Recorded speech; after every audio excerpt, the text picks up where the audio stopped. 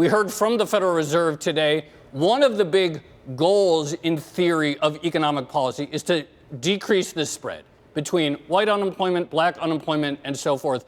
How much do you think policymakers are taking this seriously and can do better than previous economic expansions at resolving this? I think that we are at a point in America's progress and the world's progress where this is front and center for political leaders. I'm not sure how effective all of the attempts and policies will be, but I do feel that there is clarity about the fact that without some real attempts to actually close this gap, this diversity of earnings, right? And unfortunately, we have two camps, a lot and very little. And we have a lot of people who earn very little and a very small number of people who earn a lot. That is not sustainable. The good news is that the government in this country, and I believe the governments around the world, in the highly affected countries also are believing that. So I'm hoping like heck, knocking on wood, that not only do they see it, but they also have some policies in place that will help to close the gap.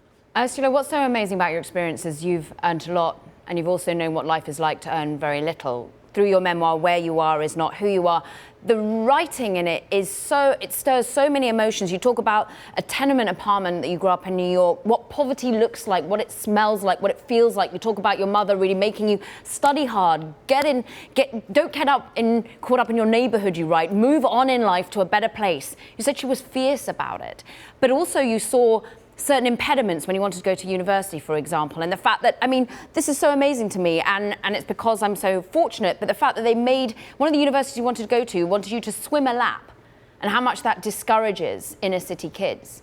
What sort of impediments are you seeing now, as you now have the luxury of having earned a lot, and seeing how people like you now can get out of that?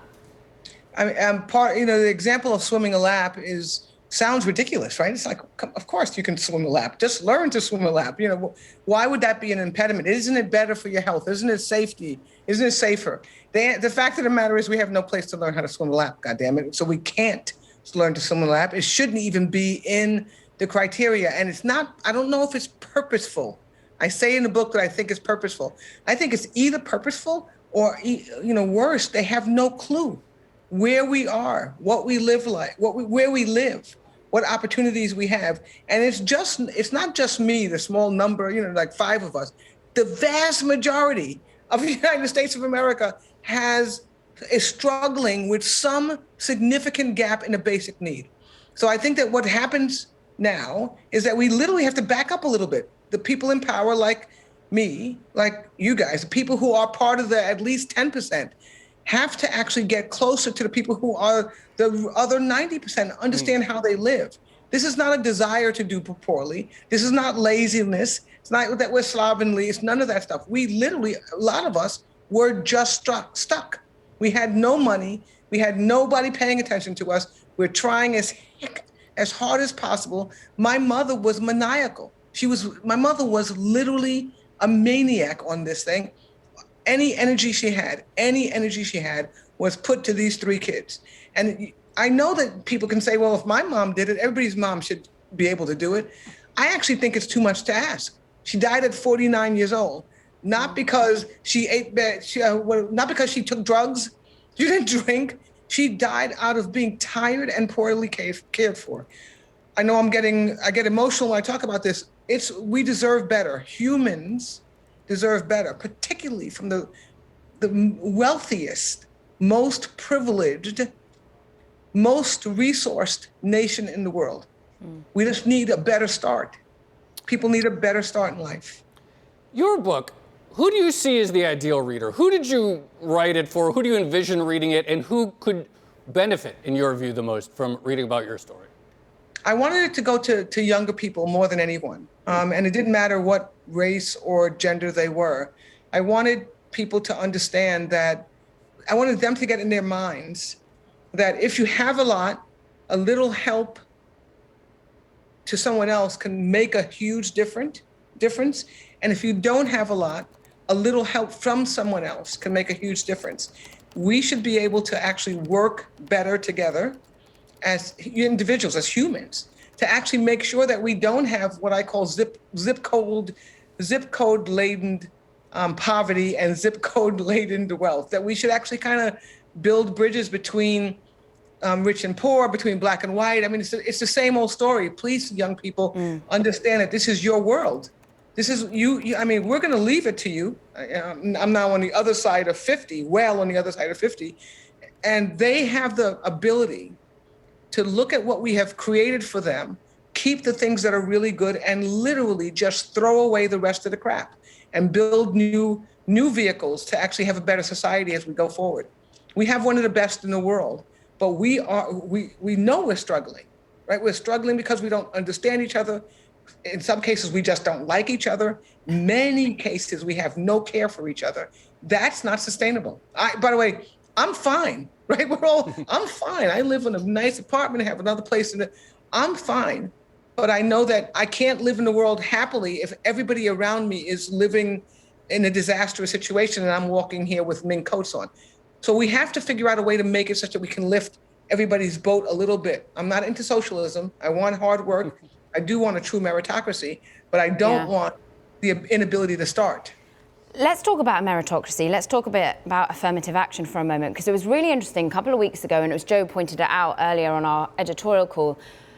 There was a CEO, Frank Slootman, over at Snowflake, a tech company, world you know well, came on Bloomberg and sort of laid bare his thoughts. He said, we're actually highly sympathetic to diversity. Well, we just don't want it to override merit. Because they start doing that, I start compromising the company's mission, literally, ... He then says, he goes on to say that many CEOs, all the names that you know privately, they are there. We are all in the same mind. It's just publicly, it's difficult to be that way. Now, Ursula, before we rant on him too much, Frank Slootman did go on to apologize. He walked back those remarks and he said, look, I do not believe that diversity and merit are in any way mutually exclusive. But you are a woman who's working hard to make boards, executive committees more diverse. How hard is it to keep on talking about meritocracy when behind the scenes people are apparently thinking like this? I don't know the CEO of Snowflake. Based on this short interaction that I've had over the last couple of weeks with some of his thoughts, I think it's probably a good idea that I don't know him. He's wrong. He's wrong. And, you know, the problem is, this is pre-apology. The problem is that he probably is right, that there are a lot of people who actually believe what he said. His apology, the comments before his apology is what he feels, is what he thinks, and I think it's how he governs and interacts with, quote unquote, this other group of people, those women, those Black people who depend on affirmative action. I am saddened by the comments, but I tell you what, one of the ways that we have this comment come true, one of the ways that, quote unquote, they win, is if we shut up and stop pushing.